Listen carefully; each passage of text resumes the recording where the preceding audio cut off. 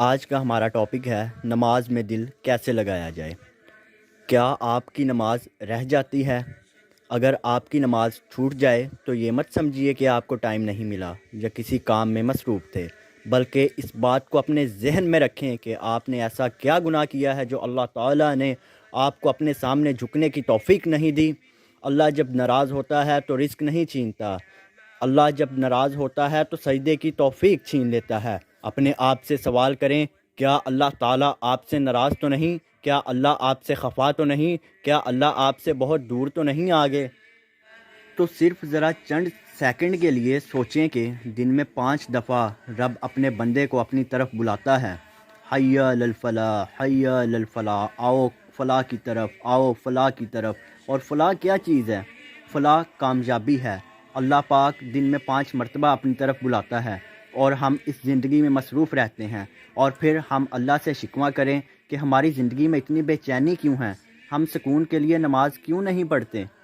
کیا ہم نے کبھی یہ سوال کیا ہے خود سے؟ اللہ تعالیٰ نے جب شیطان کو جنت سے نکالا تھا تو کہا تھا کہ جو تیرا ہوگا وہ تیری سنے گا، اور جو میرا بندہ ہوگا وہ میری سنے گا۔ تو اپنے اندر اس چیز کو ڈال لیں کہ میں نے شیطان کو شکست دینی ہے۔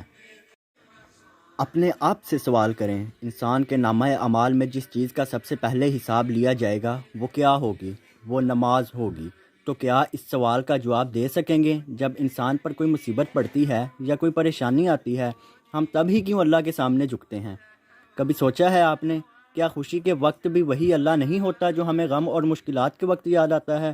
حضرت علی کا فرمان ہے کہ میں اس لیے نہیں اللہ کی عبادت کرتا کہ بروز قیامت اس کا حساب ہوگا، بلکہ اس لیے اللہ کے سامنے جھکا کرتا ہوں، سجدہ کرتا ہوں، کیونکہ وہی رب عبادت کے لائق۔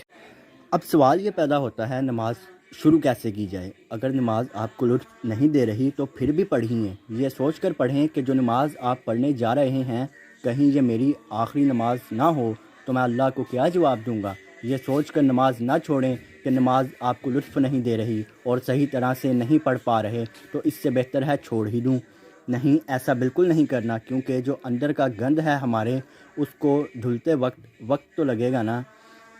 ہمارے اندر جو زنگ لگ چکا ہے اس کو اترتے وقت تو لگے گا نا۔ ہم نے اپنے نفس کو شیطان کے تابع کر رکھا ہے۔ شیطان اس بار بھی آپ کو کوشش کرے گا کہ آپ اللہ کے سامنے نہ جھکیں، کیونکہ وہ بھی نہیں جھکا تھا۔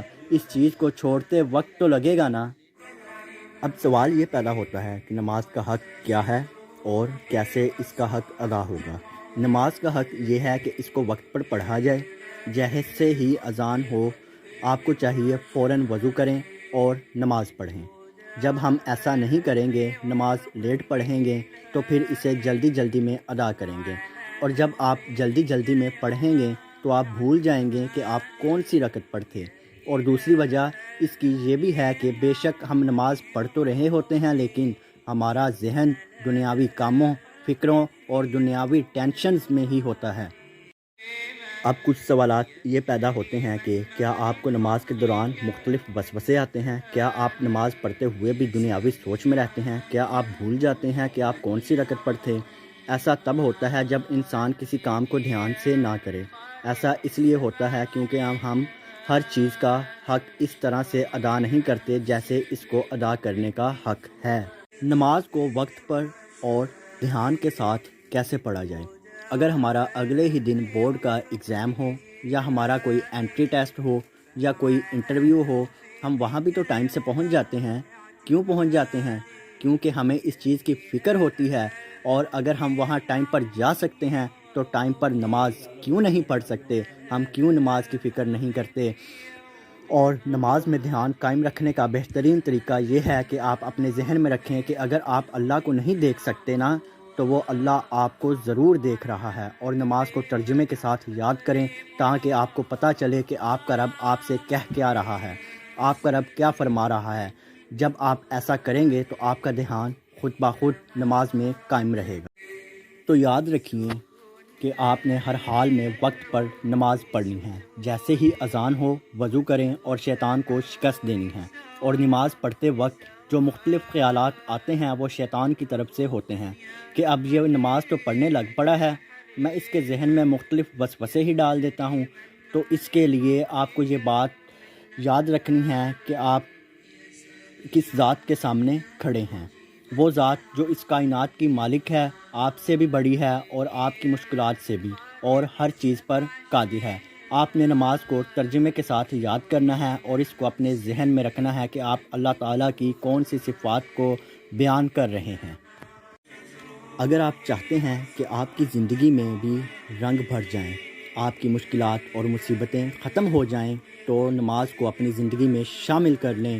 جب آپ اللہ کے سامنے جھکیں گے تو اللہ آپ کو اس چیز سے نوازیں گے جو آپ کو چاہیے۔ جب آپ نماز کو اپنی زندگی میں شامل کریں گے تو آپ بہت سی برائیوں سے دور رہیں گے۔